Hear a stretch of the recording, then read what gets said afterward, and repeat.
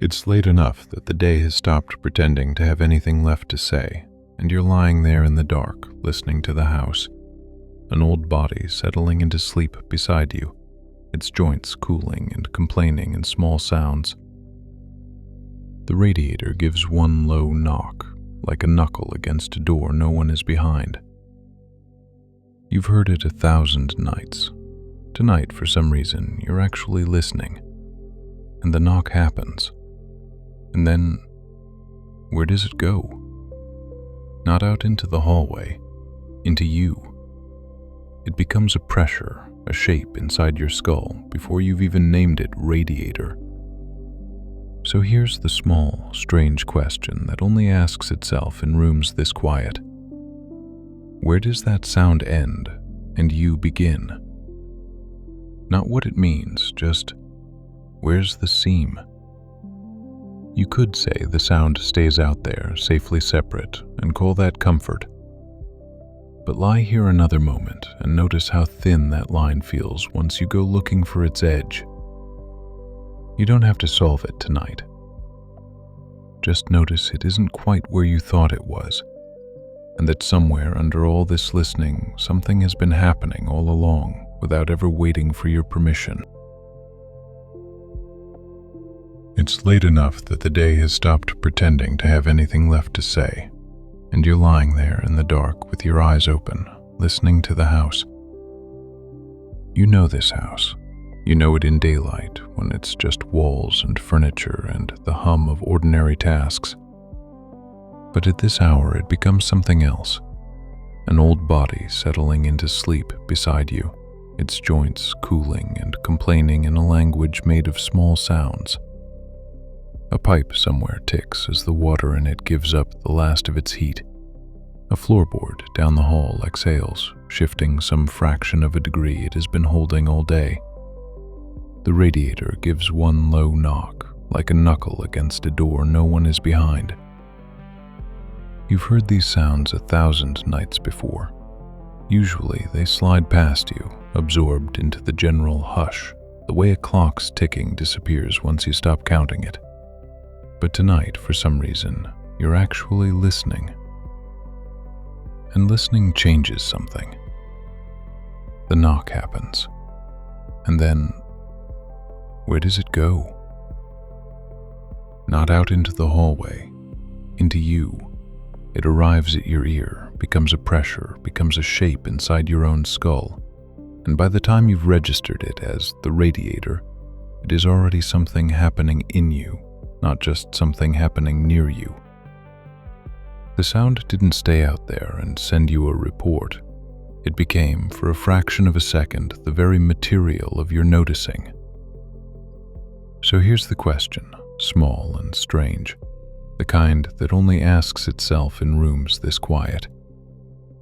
Where does that sound end and you begin? Not what caused the sound, not what does it mean, just where's the seam? Where does the house's business stop being the house's and start being yours? You could say the sound stays out there in the drywall and copper, and your hearing is just a separate thing reacting to it from a safe distance. That's the comfortable version. That's the version that lets you fall back asleep. But lie here another moment and notice how thin that separation actually feels once you go looking for its edge. The floorboard's small movement and your small startle at hearing it don't seem to happen one after the other, first the world's, then yours. They seem to happen as one motion, one flinch shared between wood and nerve, arriving together in the dark. You don't have to solve that tonight. You don't have to solve anything tonight. Just notice that the line you assumed was there, house on one side, you on the other, isn't quite where you thought it was a moment ago. The pipes are still ticking, you're still here, still breathing, still lying in the dark, listening to a house that may not be as separate from you as it sounded when you first woke. Somewhere under all that listening, something has been happening without waiting for your permission. It started before you noticed the pipes. It will continue after you forget this room entirely. You did not choose the first one, and you will not choose the last. Only this one, right now, filling you before you had time to decide whether to let it. Feel where it is right now, not as an idea, as weight, as coolness at the back of the throat, as the small effort of the ribs opening like a door that swings itself. A moment ago, it was simply the air of the room, the air that has been sitting near the window, near the lamp, near whatever else is breathing in this house tonight. The air that touched the wall and the folded blanket and the dark corner behind the door before it touched you. It had no name. It was not yours. It was not anyone's. It was only room. And then it is inside you, and somehow, without your noticing the exact instant, it becomes something you would call you. Becomes blood, becomes the small furnace behind your sternum, becomes the next thought forming in your skull. So ask it the way it deserves to be asked. Where does the air stop being air and start being you? Not at the lips. The air doesn't pause there to fill out a form. Not at the throat, not at the lungs, where it hasn't yet been claimed by anything, where it is still doing exactly what it was doing outside you, expanding, cooling, moving towards stillness. Somewhere in that dark tunnel of tissue, a border is supposed to exist.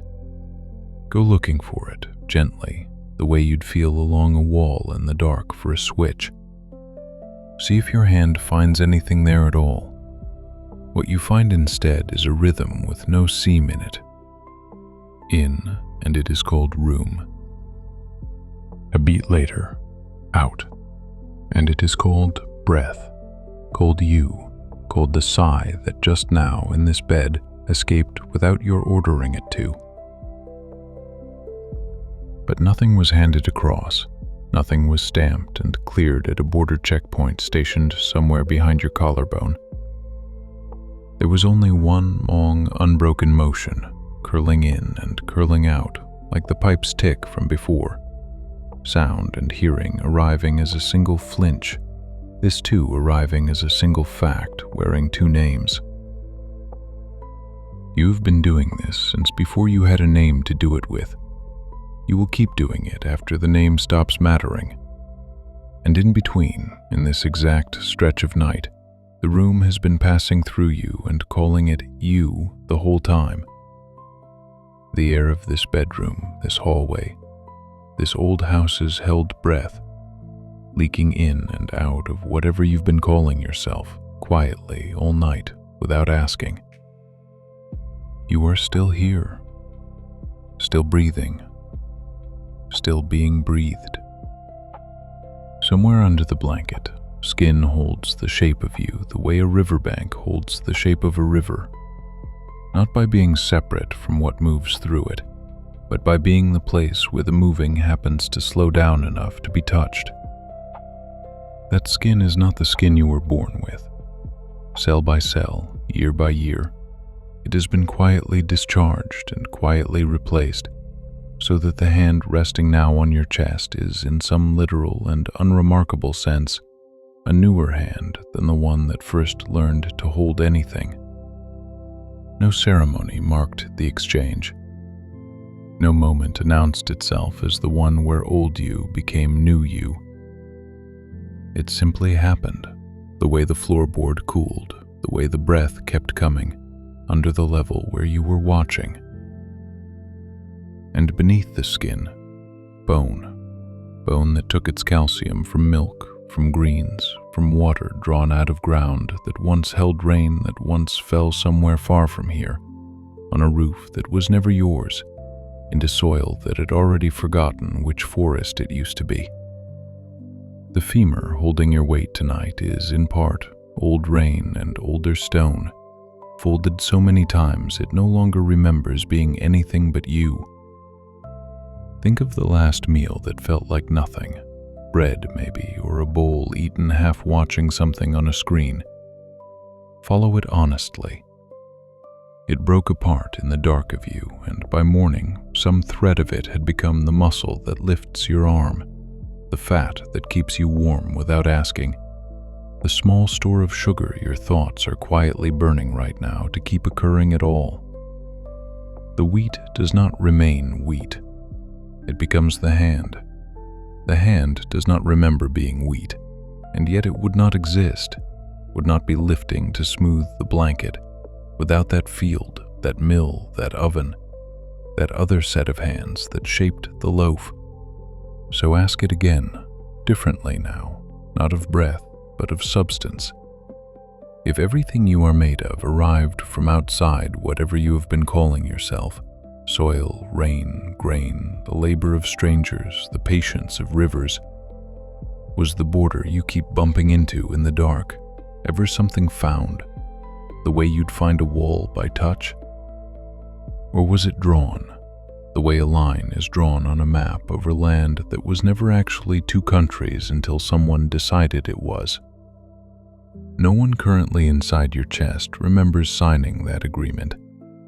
And yet here you are, still shaped, still warm, still entirely and comfortably yourself. Bone that was rain, muscle that was bread, skin that keeps replacing itself without once losing the thread of you. Nothing here says you dissolve, only that whatever you are, you were built the way a house is built. From timber that was once a forest's argument with gravity, from stone that was once patient and underground, from water that agreed for a while to hold a particular shape. The house does not stop being a house for having been a forest first, and you do not stop being you for having been, only this morning, someone else's bread. And still, you want the door. Not as an idea, as a fact of the hand, the specific weight of it swinging on its hinge, the click of the lock finding its place, the small satisfaction of a room that is yours because no one else is standing in it. You want the name on your mail, spelled the one way that means you and no one else. You want, some nights, precisely this, to be sealed off, accounted for, apart. The ache of being alone in a house is real. No image of borrowed bread or forest timber has ever once made it stop hurting when the house is too quiet and no one has called. So let the wall stand a moment. Let it be load-bearing, because the wanting is not a mistake. It is only proof that something in you still believes, all the way down, that the distance is real, that there is a you in here and a world out there, and a door is how the two are kept honest with each other. That belief built the lock before it built the question.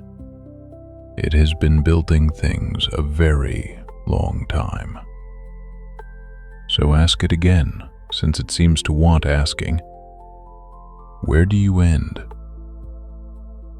Notice, this time, who's asking. Not the house, not the pipe or the floorboard or the bread already turned to hand. Someone, apparently, standing just behind your own thoughts, peering out to check the border. An asker who assumes, quietly, that they are not what they're asking about. As if the wall could be found by something standing safely on one side of it. Try to find that one. Go on. You can do this lying still, eyes open in the dark, no one watching but the ceiling. Look for the asker the way you'd look for the source of the radiator's knock. Turn toward it. And find what? Not a face, not a place behind the eyes where a small, separate someone sits, arms folded, taking notes on the rest of you. Only more asking. Only the question, turning to look at itself and finding another question already looking back. You reach for the one doing the reaching, and your hand closes on air that was, a breath ago, only air, and is now, apparently, also this. It is a strange thing to get yourself mid-motion like that. reaching for the reacher, listening for the listener, and coming up each time with the room itself, lamp glow, blanket weight, the cooling ache in the pipe, the very floorboard that started all this. Everywhere you look for the one doing the looking, you find instead more of what was being looked at. Which does not mean the door is fake. The door is real enough to keep the wind out. It only means that whatever stands guard at that door, checking names, deciding who is you and who is weather, was never found standing there. Only assumed to be. The way a house at night assumes from habit that the knock at the radiator must be coming from somewhere other than itself. You are still here, still lying in the dark, still wanting a door that locks, still allowed to want it. Only now the wanting has company, a small, patient hum underneath it, wondering gently, without needing an answer tonight. What exactly was standing on the other side of that wall, checking? Somewhere above you, a floorboard takes someone else's weight. You know the sound without thinking about it, the particular give of the third step, the pause, the second step, lighter. You have never seen those feet. You could draw the walk from memory anyway. And through the wall behind your head, faint, patient, someone coughs. Once. Then again, deeper, the kind of cough that has a whole night's sleep folded inside it. You did not decide to notice. The sound simply arrived the way the radiator's knock arrived, the way your own breath arrived before you had any say. And something in your chest tightens for a stranger you will never meet. A small private wince, as if the ache were passed to you through the drywall, the way heat is passed through a shared pipe. Where does that stop being their cough and start being your concern? Downstairs, or maybe only in the house of memory that every house sits inside, a kettle reaches its pitch and screams itself thin. And somewhere else, another kitchen, another year, another kettle answers it, not in sequence, but at once, the two sounds meeting in you as a single high thread, because a sound doesn't need the same room to rhyme, and a mind doesn't need the same year to feel the answering. You didn't summon the second kettle. It was already whistling quietly in the part of you that keeps every kettle that ever finished boiling near you. Say a word out loud, even now, under your breath. Say any name. Notice how it doesn't stay yours. It leaves your mouth as air, becomes a shape in someone else's skull a half-second later, and lands there whole, unasked, already meaning what you meant, as though meaning itself never needed the space between two heads to travel, only the illusion that there was space to cross. There is a room somewhere tonight where someone is grieving. You are not in it. And still, if you walked into the hallway outside that room, you would feel it before anyone told you. A pressure, a held quality in the air. The way a house holds its breath differently when someone in it is crying behind a closed door. Call it imagination if that helps you sleep. But you have felt it before. Walked into a kitchen and known before a single word was spoken that something in the air had shifted, as if feeling were less like weather trapped inside one skull and more like weather that simply happens, sometimes here, sometimes leaking into the next room through the same vents that carry the furnace's heat. So ask it the way it wants to be asked tonight. Where does your feeling end and the house's feeling begin? Where does the street's held breath stop and yours start? You have called a mood yours your whole life, the way you called the air in your lungs yours, the way you called the calcium in your bones yours. But a mood moves through a house the way sound moves through drywall, the way warmth moves through a shared wall between two sleeping rooms, needing no permission, recognizing no plaster as a true boundary, only as a slight delay. Somewhere above you, footsteps cross the ceiling one more time and stop. The house settles again into its held quiet. And you lie here, still yourself, still warm under the blanket, still the one noticing. Only the noticing has widened a little, the way a lamp's light doesn't stop at the edge of the desk just because that's where you stopped looking. What else tonight is already in you and never asked to knock? Somewhere in the walls, water is moving. Not much, a small tick of it settling in the pipe behind the bathroom, cooling now that no one is running the tap. But follow it back, the way you followed the footsteps, the cough, the kettle's remembered whistle. This water was rain once. It fell on a roof or a field or the back of someone's coat long before it found its way into a reservoir, then a main, then this house, then, for a moment, you. A glass of it at the sink, swallowed without thought, sometime after dinner. It has been inside you tonight. It will be inside you again tomorrow. And before the week is out, some of it will leave you the way it always does, unremarkable, and go back into the ground, into a river, into rain again, falling on someone else's roof, in some year you will not be here to see. The floorboards under the bed were trees. Not symbolically, actually. Something stood in weather for decades, taking rain the same way, letting it rise slow through fiber before it was cut and dried and planed into the flat, silent plank your foot will find in the morning, without either of you remembering the forest. The house itself is not new. It held other weight before yours, other bodies turning over in other beds, other breath fogging other windows, other hands resting where your hand now rests on the sheet. And it will hold weight after. Someone else, some year from now, will lie exactly here, listening to this same pipe make this same small sound, and call it their room, the way you are calling it yours tonight. So here is the question again, turned differently. The way light turns differently through the same window as the day goes on. When did you actually begin? Not the birthday on the paper. Before that, the water that would become you was already falling somewhere. The calcium in your bones was already resting in soil.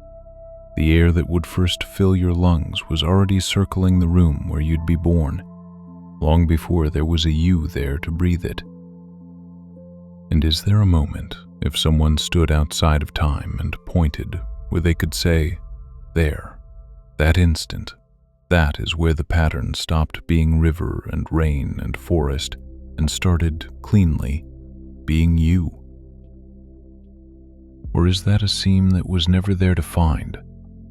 Like looking for the exact second dusk becomes night, and finding only more evening, however long you watch. You are not a jar the water was poured into and sealed. You are more like the brief, precise shape the water takes as it goes down through the pipe and out into the wall. A shape water is passing through, not a shape holding water still.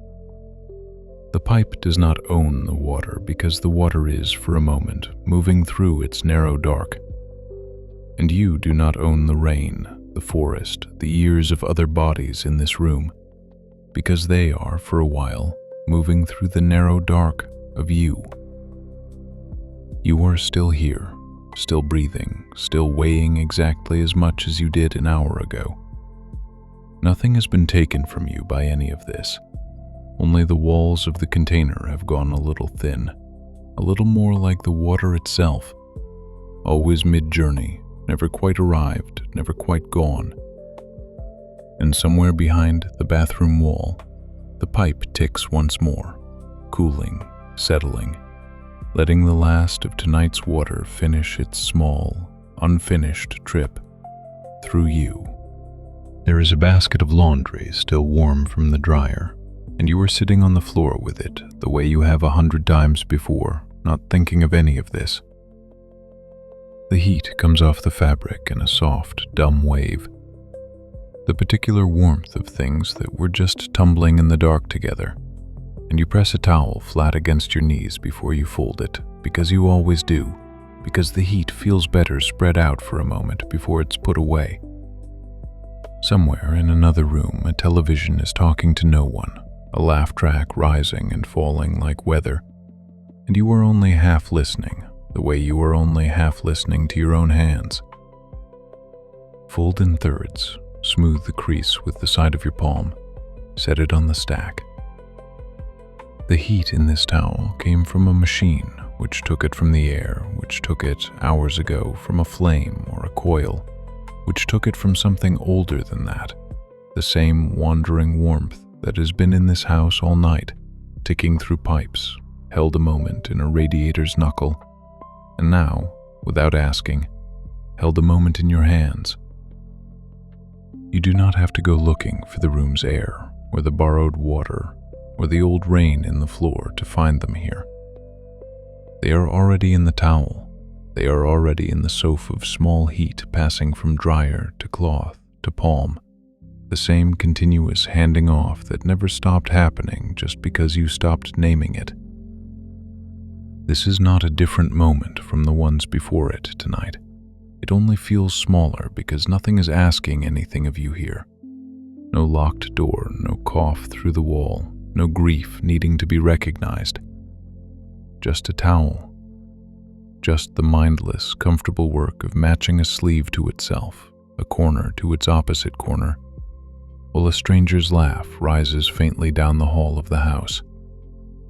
And maybe that's the strange, quiet part, that this is what it looks like from the inside.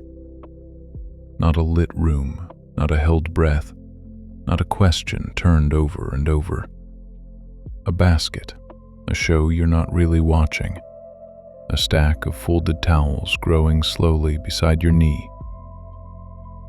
If someone told you right now that everything you have been circling all night was fully present in this, in the specific heat leaving the fabric and entering your hands, in the sound leaking in from another room and settling into you without your permission, in the small satisfaction of a corner meeting its corner, would you believe them? Or would you look up expecting it to be somewhere else, something else, later? Nothing on the folding pile is asking to be understood. It only asks to be folded. The shirt goes onto the shirt stack. The sock finds its twin, mostly by memory, your fingers doing the matching before you've looked. The last towel is thinner than you expected, cooling faster, and you fold it anyway because that's what hands do with towels, warm or not. Outside this small ring of lamplight and lint and low television laughter, the house keeps doing what it's been doing all night, cooling, settling, breathing its long, slow breath through the pipes. In here, nothing is stopped. It has only gotten smaller and quieter and close enough to touch. There is a place in a river where the water turns on itself, a small, held twist that stays roughly in one spot below the bridge season after season, and everyone who passes calls it something.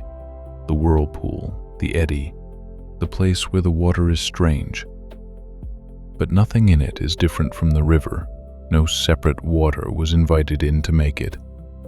The same current that runs straight for a mile happens for a moment to turn, and the turning is given a name. And the name makes it sound like a thing, separate, with edges, when really it was only ever the river, briefly folding. You have been asking the wrong shape of the question, maybe.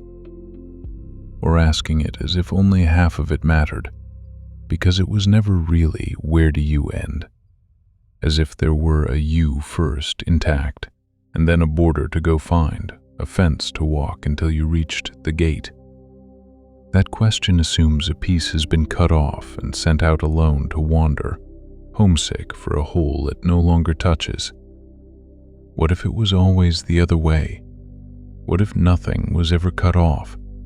What if instead the question was, What is currently doing the shape of you? Listen again to the pipes. That tick is not a sound arriving at you from somewhere else, the way a letter arrives at a door. It is the house's version of the same turning, heat gathering briefly into a knock, then letting go, then gathering into stillness again. The air in the room is not visiting you. It is doing for a while the shape called breathing, and the shape called breathing is doing for a while the shape called you. And none of it had to travel far to arrive, because none of it was ever elsewhere. The warmth under the blanket was the day's warmth before it was yours. The dark outside the window is the same dark folded into the dark behind your eyes when they close. None of it crossed a border to reach you. It simply gathered here the way water gathers into a knot below a bridge. And for as long as the gathering holds, there is something the size and shape of a person, breathing, listening, calling itself by a name. And when the knot lets go, when the water unwinds and straightens and moves on downstream, nothing has been lost that wasn't already the river's to begin with. The whirlpool does not mourn losing itself. It was never a separate thing holding water captive. It was the river knotted for a while in exactly this place. So maybe tonight is not you dissolving into everything, as though something were being taken. Maybe tonight is everything gathering briefly, gently, into the exact shape, reading these words, breathing this air, lying in this dark. Not a piece cut loose and drifting home, but the whole, knotted here, now, on purpose or by nothing at all. It hardly matters which. The rope was never separate from the knot. What then is currently doing the shape of you? So set that question down for a moment. Not answered, just set down the way you'd set down something warm you've been carrying too long, onto the nearest flat surface. Feel where you actually are. Not the house as an idea, not the water's long history, not the river below some other bridge, just this, the mattress taking the exact shape of your shoulder, the sheet cool where your leg hasn't touched it yet, warm where it has. Somewhere near your ear, air moving in and out of a body that has never once needed instructions. There is a sound close by. Maybe the same pipe from the beginning of the night, maybe a different one, it doesn't matter which. It is happening now, once, and will not happen in exactly this way again. Listen to it not as a clue to be solved, but as a note being played. You don't ask a bell what it means while it's still ringing. Your heartbeat is doing the same thing it has done since before you could count, and it is doing it right now under these words, whether or not you notice. Notice it anyway. Not to control it, just to be near it, the way you'd sit near a fire without trying to be the fire. Here is the question, one more time, quieter than before. Almost not a question at all. Where do you end? Feel how little that matters right now. Feel how the mattress doesn't need you to answer before it will hold you. How the air doesn't wait for a decision before it fills you again. How the sound in the wall doesn't pause for your conclusion. Everything here has already gone on without the answer, and so, it turns out, have you. This is not a thought experiment anymore. This is the actual dark, the actual pillow, the actual weight of a blanket that was warm laundry once and will be laundry again. This is your own hands, resting somewhere on top of the sheet or tucked beneath it, doing nothing remarkable, simply being hands, simply being warm. You don't have to solve the room to be in it. You don't have to locate the edge of yourself to feel the blanket's weight, or hear the pipe, or notice, quietly, without fanfare, that you are still here, still breathing, still being read to in the dark by your own attention. Maybe that's the closest thing to an answer this question was ever going to give. Not a sentence, not an idea, but this, the noticing itself, arriving exactly on time, exactly where you are, needing nothing else to be true first. Stay a moment longer in it.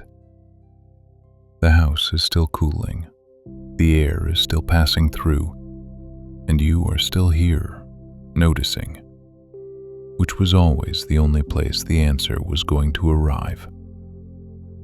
Somewhere behind you now, the question has been asked 7 or 8 times, and each time it came back wearing something different. Breath, and then bread, then the shape of a name landing in a stranger's skull, then rain remembering it used to be a river, then a towel still warm from somewhere else, then a twist of current that only looked like it had a name. You were never being handed new information. You were being shown the same face through different windows, and the face never once changed. So here is the last shape the question will take tonight. And it isn't a shape at all.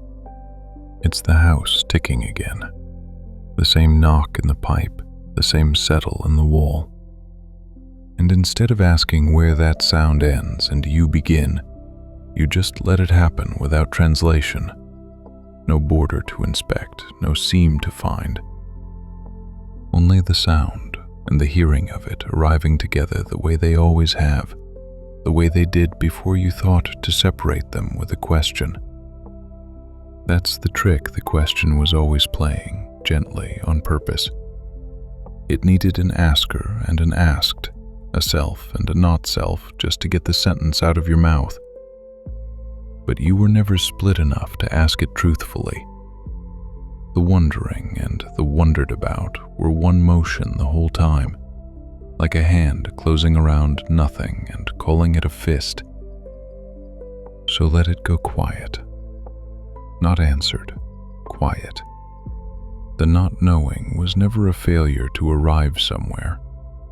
It was the arrival, worn as a question, because that's the only shape stillness knows how to travel in, this late in a dark room, to someone who is still, despite everything, awake. Tomorrow it won't look like any of this. It will look like water running into a glass, or your neighbor's voice coming muffled through drywall while you're doing something forgettable with your hands. When that happens, and it will, it always does, in exactly this kind of unremarkable moment, stop for one breath. Just one. Let the edge you assumed was there go quiet on its own, the way a held note doesn't need to be struck again to keep sounding. You already knew this.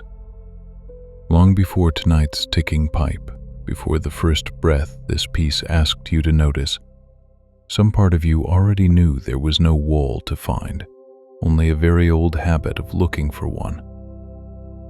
Before you go, put it in your own words, right where others will see it.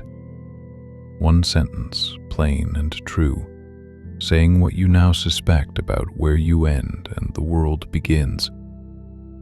Not to prove you listened, to prove you remembered. And if some part of you isn't ready to put the question down yet, there's another room waiting just past this one. Another voice already speaking in the dark, on the screen in front of you now. Go on. Keep listening.